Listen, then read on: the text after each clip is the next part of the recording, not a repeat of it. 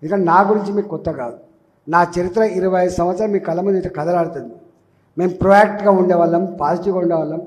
మేము ప్రజలు నమ్ముకునే వాళ్ళం, ధర్మాన్ని నమ్ముకునే వాళ్ళం, శ్రమని నమ్ముకునే వాళ్ళం. మేము ఈ మూడింటి నమ్ముకోవడం తప్ప మేము వేరే నమ్ముకోవడం కాదు. కాబట్టి ఉన్నంతలో మంచి పని చేసే ప్రయత్నం చేయాలని కోరుకుంటాం. ఇవాళ మీరు ఇచ్చిన ఓట్లు ఇప్పటిదాకా చెప్తే నాకే ఆశ్చర్యం అనిపిస్తుంది. అంటే 10 ఏళ్ళ తర్వాత కూడా ఇంత గొప్ప మెజార్టీ రాదు. జనరల్గా ఎవడైనా ఎంపీనో ఎమ్మెల్యేనో గెలిస్తే ప్రజలకు సేవ చేసి ప్రజల ప్రేమను పొందగలిగితే ఈ ఓట్లు వస్తాయి. కానీ నేను ఇక్కడ నా ఆనవాళ్ళు లేకపోయినప్పటికీ కూడా, నా అడ్రస్ ఇక్కడ లేకపోయినప్పటికీ కూడా, మీరు ఎక్కడో 25 ఏళ్ళ నుంచి ఈ పిల్లవాడు పనిచేస్తున్నాడు, ఉద్యమంలో కమిట్మెంట్తో పనిచేసిండు, ఏవో ఆర్థిక మంత్రిగా పనిచేసిండు, కరోనా కష్టకాలంలో ప్రాణాలు లెక్క చేయకుండా దవాఖాన పోయి పనిచేసిండు. కాబట్టి రేపు పనోడు నేను ఎన్నుకోవాలని చెప్పి ఎన్నుకున్నాను. మీరు నా ముఖం తెలియకపోయినప్పటికీ కూడా, నాతో ప్రత్యక్ష సంబంధాలు లేకపోయినప్పటికీ కూడా, నేను ఆ కాలనీకి రాకపోయినప్పటికీ కూడా గొప్ప ఓటేసి గెలిపించాను. ఇవాళ మీరు ఇచ్చిన ఆ గెలుపు 5 ఏళ్ళ తర్వాత కూడా దాన్ని పదిలపరుచుకునే ప్రయత్నం చేయాలని సోయి నాకు ఉంటుంది. ఎందుకంటే ఇది మధ్యలో పోగొట్టుకుంటే నేను కాదు. ఏ నమ్మకాన్ని, ఏ విశ్వాసాన్ని అయితే నా మీద పెట్టిండ్రో ఆ నమ్మకం, ఆ విశ్వాసం వమ్ము చేయకుండా పనిచేయాలని మాత్రం తప్పకుండా కోరుకుంటా. ఒక్కొక్కసారి సిస్టమ్ నా వేగానికి అది అందుకోకపోవచ్చు, నాకు మ్యాచ్ కాకపోవచ్చు, కానీ ఉన్నంతలో తప్పకుండా ప్రయత్నం చేస్తాం. నో అనేది నా డిక్షనరీ లేదు, గుర్తుపెట్టుకోండి. ప్రజలకు సంబంధించిన పని చేసే విషయంలో నో అనేది నా డిక్షనరీ లేదు. నేను ఇంతవరకు ఎప్పుడు అనలేదు, ఇప్పుడు కూడా అన్నా.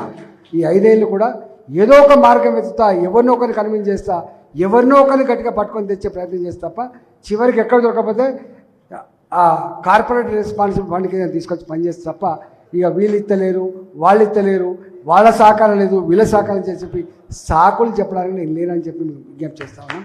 డెఫినెట్గా నేను నన్ను ఎన్నుకున్నాను మల్కాజ్గిరిలో. ఇది కొత్త సిటీ, న్యూలీ ఎక్స్పాండెడ్ సిటీ. ఇక్కడున్న ప్రజల యొక్క గొప్పతనం ఏదో నాకు తెలుసు. ఇక్కడ నేను చాలాసార్లు చెప్తా, తెలంగాణ సమాజానికి 2 క్యారెక్టర్స్ ఉంటాయి. మత్పరిచ్చే క్యారెక్టర్ తెలంగాణది కాదు, మాయ చేసే క్యారెక్టర్ తెలంగాణది కాదు. ముక్కు మీద గుద్దినట్టు చెప్పగలిగే, అడగగలిగేటువంటి శక్తి, సత్తా ఉన్నదే తెలంగాణ సమాజం, గుర్తుపెట్టుకోండి. అందువల్ల నేచర్ బలంగా ఉన్నటువంటి కాన్సెన్స్. ఇక్కడ టీచర్లు ఉంటారు, రిటైర్డ్ టీచర్లు ఉంటారు, ఉద్యోగులు ఉంటారు, రిటైర్డ్ ఉద్యోగులు ఉంటారు. ఇక్కడ అన్నిటికీ మిక్కిలి మొత్తం దేశంలో ఎవరెవరైతే ఇక్కడికి హైదరాబాద్ పనిచేయడానికి వస్తారో మళ్ళీ హైదరాబాద్ వదిలిపెట్టి పోరు వారు. The beauty of Hyderabad is 46 డిగ్రీల ఎర్రటి ఎండ ఉంటుంది మధ్యాహ్నం పూట, సాయంత్రం కాలం 35-36 డిగ్రీల ఎండ వస్తుంది. కానీ అదే ఢిల్లీలో సాయంత్రం 9 గంటలకు కూడా 46 డిగ్రీలు 40 డిగ్రీలు ఉంటుంది. ముఖాలు మాడిపోతూ ఉంటాయి. ఇవాళ ఇక్కడ ఉన్నటువంటి ఈ వాతావరణం కావచ్చు, ఇక్కడున్న పరిస్థితులు కావచ్చు చాలా గొప్పగా ఉంటాయి. కాబట్టి అందరూ వచ్చి ఇక్కడనే తీసుకువెళ్తారు. ఇక్కడికి వచ్చిన మళ్ళీ పోరు. రాజకీయ నాయకులు వాళ్ళ పిల్లలు చదివించుకోవడానికి ఇక్కడనే వస్తారు. కాబట్టి ఇలా అన్ని పట్టణాల కంటే వేగంగా అభివృద్ధి చెందిన పట్టణం ఇలా హైదరాబాద్. కాబట్టి ప్రజలు మాటకు చేతకు పొంతన ఉన్నవాడికే నిజమైన ఆశీర్వాదం దొరుకుతుంది.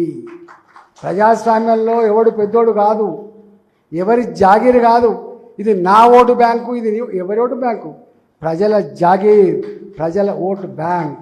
నచ్చితేనే ఓటు ఇద్దరు బిడ్డ, లేకపోతే గుర్తుపెట్టుకోండి. లేదా నచ్చకపోతే దండం పెడితే ముఖం ఇటు కూడా చెప్పుకొని పోతుంది తప్ప దండం కూడా పెట్టరు వాళ్ళు. అందువల్ల డెఫినెట్గా నేను 25 ఏళ్ళు సుదీర్ఘంగా ప్రజల మధ్యలో ఉన్నోడిని. ప్రజల సైకాలజీ ఏందో, ప్రజల బాధ ఏందో, ప్రజల దుఃఖం ఏందో నేను కళ్ళాలు చూసినాను. కాబట్టి ఆ కన్సర్న్తో పనిచేయాలని చెప్పి తపన ఉంటుంది. కాబట్టి నాకు రాజకీయాల కంటే కూడా, హోదా కంటే కూడా, డాబు దర్పానికంటే కూడా, ప్రోటోకాల్స్ కంటే కూడా ప్రజలు ప్రేమించే పని చేయాలనేటువంటి కోరుకునేవాడిని. కాబట్టి అట్లా ఉంటా అని మీకు హామీ ఇస్తూ నమస్కరిస్తూ సెలవు.